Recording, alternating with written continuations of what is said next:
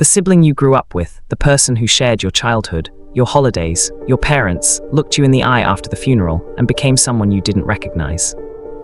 And the worst part wasn't what they said. It was that somewhere deep down, you felt like you should have seen it coming. Like maybe you missed something, like maybe you did something wrong. You didn't.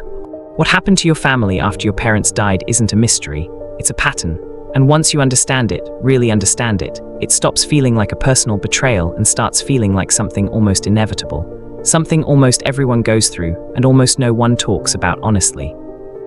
If you're watching this, you've probably already been through it, or you're in the middle of it right now.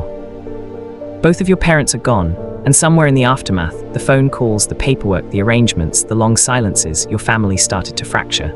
Maybe it was a fight over the house. Maybe one sibling just vanished. Maybe someone said something at the funeral you'll never fully forgive. Maybe nothing dramatic happened at all, it just got quiet, and the quiet felt like a door closing. You keep turning it over in your head. You ask yourself why people you shared a childhood with are suddenly acting like strangers. You wonder if grief does this to everyone, or if your family is just broken in some specific, unfixable way. I want you to stay with me for the next 10 minutes because what I'm going to walk you through isn't advice. It's not a how-to. It's just the truth laid out clearly, without softening the edges, about what actually happens inside families when both parents are gone. And by the end of this, I think you'll feel something you probably haven't felt since this all started, like someone finally said out loud what you've been carrying alone. Here's something most people never realize until it's too late. Your parents were doing an enormous amount of invisible work just to keep the family together. Not just the dinners, not just the holidays. They were the ones who made the calls, who noticed when someone hadn't been in touch, who smoothed things over after the argument at Thanksgiving, who said just let it go and somehow you did. They were the gravitational center of the whole system. And while they were alive, you never had to feel how much of the family's closeness depended entirely on them. The moment they're both gone, that gravity disappears. And what you're left with is a collection of adults who may love each other in some deep ancestral way, but who, when you strip away the obligation, the shared calendar, the person who required your presence, don't actually have that much pulling them together anymore. That's not a failure, that's not someone's fault. It's just the reality of what parents do for families that families never see until it stops happening. The gathering after the second funeral is often the last time the whole family is in the same room. And most people don't realize that until months later, when they're looking at the calendar and noticing there's nothing on it. No Easter at Mom's, no call from Dad on Sunday, just silence where a structure used to be. You may have heard that grief brings people together. Sometimes it does for about 3 days. Right around the funeral, there's this fragile window where everyone is soft and present and saying the right things. Then the window closes. Because grief doesn't make people better, it makes them more of who they already are. The sibling who was always a little selfish, they become very selfish. The one who always pulled away when things got hard, they disappear. The one who always needed to be in charge, they try to control every single decision. And the one who always held everything in, they explode, seemingly out of nowhere, over something that seems small. What you're seeing isn't new behavior, it's amplified behavior. Grief strips away the social performance we all put on. It removes the energy people normally use to hold themselves together, to be polite, to think before they speak. What's left underneath is the raw version of the person, and sometimes that version is hard to be around. The hardest thing about this is that you need your siblings during grief, and grief is exactly the time when they're least able to show up for you. Everyone is drowning at slightly different depths, and when you're drowning, you don't look around for who else needs help, you just try to breathe. That doesn't make it okay, but it does make it human, and knowing that might not stop the hurt, but it might stop you from taking it as personally as you have been.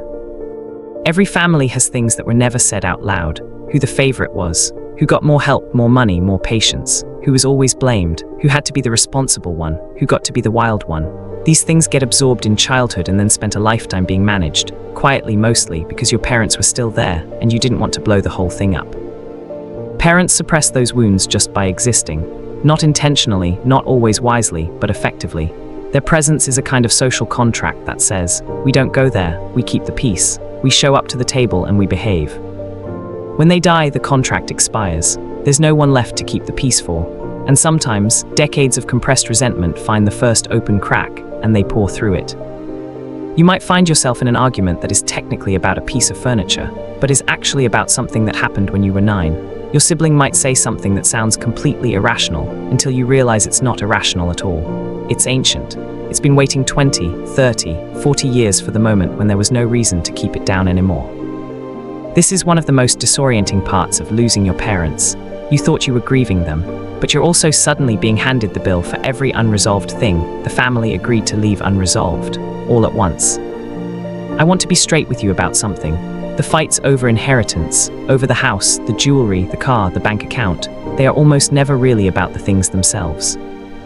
They're about love, about who was loved more, about who sacrificed more and deserved more, about fairness and recognition, and a lifetime of feeling like the ledger wasn't balanced.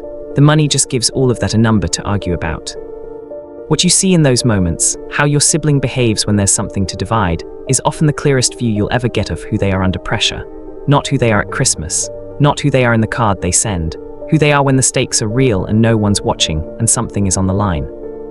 Some people surprise you in the best way. They say, take whatever you need, I just want peace. And some people reveal that the family warmth you thought you shared was always, on their end, a little more conditional than you knew. If you've already been through this, if you've already seen that side of someone, I'm not going to tell you to forgive it quickly or frame it charitably. Sometimes what you saw was real, and you're allowed to update what you believe about someone based on how they behave when it counts. This is the one that tends to hit the hardest, so I want to say it carefully. Some of the sibling relationships you had, the calls, the visits, the sense of closeness, were real, but some of them were held together almost entirely by the structure your parents created, and you can't always tell the difference until that structure is gone. It's not that your sibling stopped caring, it's that the caring was always partly obligatory, in the way that family obligation can look a lot like affection when there's something requiring the performance of it. Sunday dinners require you to show up and act like family. When Sunday dinners stop, some people stop, not out of malice, because the mechanism that kept them showing up is no longer running. This is one of the loneliest discoveries you can make as an adult, that the family you thought you had was partly a construct, that you were closer to your parents as the hub, as the reason, than you were to each other. And I want to be careful here because that's not universally true. Some siblings grow closer after their parents die. They become each other's only living memory of home. But for many of you watching this, that's not what happened. What happened is that the relationship quietly downgraded, or ended, or became something functional and polite that feels nothing like what you hoped for. That's a real loss, on top of all the other losses, and it deserves to be named. So what do you do with all of this? I don't think you need to do anything with it right away.